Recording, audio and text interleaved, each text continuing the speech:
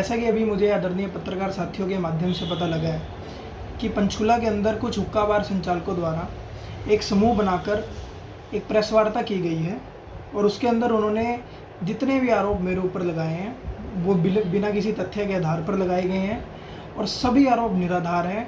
और ये कहीं ना कहीं दिखाते हैं कि अब जब सख्त कार्रवाई हो चुकी है, इनका नशे का कारोबार जो बंद हो चुका है उसको लेकर ये झुंझला गए हैं और उसके बीच में हड़बड़ाहट में आकर ये बिना तथ्यों के आधार पर निराधार आरोप मेरे ऊपर लगाने का काम कर रहे हैं। मैं आपके मार्फत बताना चाहता हूँ, ना तो किसी व्यक्ति विशेष के साथ मेरी कोई दुश्मनी है और ना ही किसी व्यक्ति विशेष के साथ मेरी कोई दोस्ती है। ये जो पूरा मामला है अवैध हुक्का बारों का, इसको लेकर हम पिछले 3 साल से लड़ाई लड़ रहे हैं, जिसको लेकर माननीय हाईकोर्ट तक का हम दरवाज़ा जनहित याचिका के माध्यम से खटखटा चुके हैं और जिसके अंदर माननीय हाईकोर्ट के अंदर स्टेट गवर्नमेंट ने बाकायदा ये एफिडेविट देकर कहा है कि पूरे ज़िला पंचकुला क्या पूरे हरियाणा के अंदर किसी भी हुक्का बार को कोई परमिशन नहीं है और ये रेस्ट्रिक्टेड है, बैंड है, इनको कोई परमिशन नहीं है।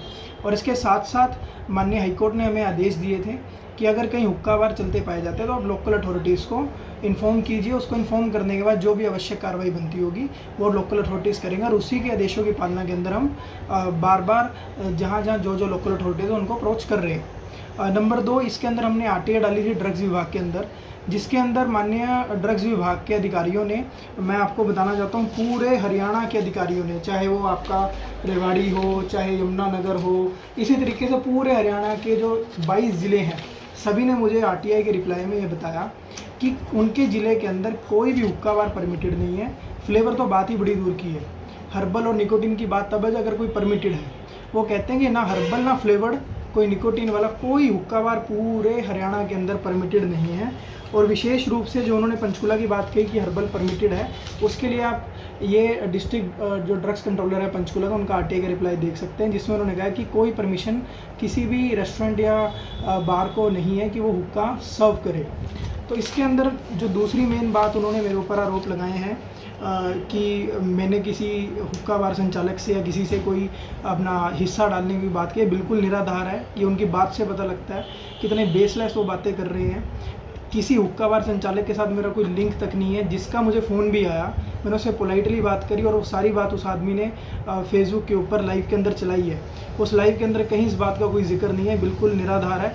इसको लेकर जो भी लीगल एक्शन आगे बनता होगा, हम अपनी लीगल टीम से सलाह कर उस पर भी आगे विचार करेंगे कि किस प्रकार हम इसको लीगली मूव कर सकते हैं। बिल्कुल झूठा और बिल्कुल बेबुनियाद आरोप उन्होंने हमारे ऊपर ही लगाया है बिना मतलब से, कि उनके क्योंकि देखिए जब हम माननीय अनिल विज जी को मिले जो हरियाणा के गृह मंत्री हैं, उसके बाद उन्होंने सख्त जब दिशा निर्देश माननीय सीपी और डीसीपी महोदय को दिए, मैं माननीय सीपी डीसीपी महोदय का और माननीय अनिल विज जी का विशेष रूप से धन्यवाद करता हूं कि उनकी इंटरवेंशन के बाद, उनके द्वारा गंभीरता से इस मामले को लिए जाने के बाद पूरे हरियाणा के अंदर ही नहीं बल्कि ज़िले पंचकुले ही नहीं बल्कि पूरे एरिया के अंदर जब सख्ताई की गई तो कहीं पर भी कोई हुक्का नहीं चल रहा। इसको लेकर अब इनमें झुंझलाहट है, इनका जो धंधा है वो ख़त्म हो चुका है। हम कहते हैं रेस्टोरेंट चलाओ, रोटी खिलाओ, लोगों को स्नैक्स खिलाओ, रेस्टोरेंट को चलाओ, कौन रोकता है। पर अगर आप हुक्का चलाओगे जो ऑलरेडी बैंड है, उनके ऊपर कोई परमिशन नहीं है, तो ये कहीं ना कहीं ये दिखाता है कि अब जब सख्ताई हो चुकी है तो ये लोग परेशान आ चुके हैं, इसीलिए अब ये बयानबाजी आलजलूल कर रहे हैं। पर लेकिन हम इन आलजलूल बयानों से ना तो डरने वाले ना घबराने वाले हैं। हम अपनी लड़ाई को जारी रखेंगे, नशे के विरुद्ध जो हमारे से लड़ाई बन पाएगी हम वो करेंगे। और तीसरी बात जो सबसे मेन है, चिट्टा स्मैक कोकेन की उन्होंने कही। कोकेन के नाम से तो पंचकुला के अंदर कैफ़े खुल गया 11 सेक्टर के अंदर कोको, जहाँ पर सीएम फ्लैग ने रेड करी।